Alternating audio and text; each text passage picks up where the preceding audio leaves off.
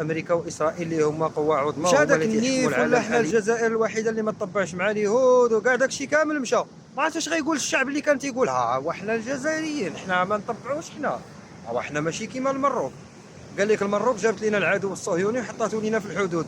هادشي علاش دابا غترجع العلاقات. الا طبعت الجزائر مع اسرائيل غادي نفتحوا الحدود وغنوليو نعطيوكم نديروا تبادل تجاري بيناتنا، والجزائريين يدخلوا عندنا مرحبا بهم والمغاربه يدخلوا الجزائر حتى هما مرحبون بهم، نكونوا واحد شمال افريقيا اللي هو قوي. الجزائر هكذا ربما اللي خايبه غادي يقول لك ترامب يا تعترف بالصحراء المغربيه ما نطبعوش. المغرب طبعت العلاقات، راه طبعتها على ود علاقات، على ود نعم سيدي نلقاو واحد القوه جنبنا فعلا اللي غنقدروا اللي غتكون حمايه، غتكون بيناتنا مصالح، غتجي تحط شركات ديال حنا الرابحين.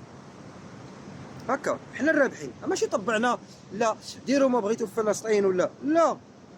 حنا مع الفلسطينيين والدوله مع فلسطين وكتعاون وكتساند باش ما قدرات. حنا عارفين بلا فلسطين ماشي سهله، ما كاينش اللي غيقدر يجي يحررها ولا ما حنا بعدا كشعب مغلوبين على امرنا، ما عندنا ما نقولوا. لكن التطبيع وفتح الحلقات وكذا وكذا وكذا راه فيها مصالح الشريف. راه امريكا غتجي تحط لك شله وزينات في المغرب وغتدافع عليهم في نفس الوقت.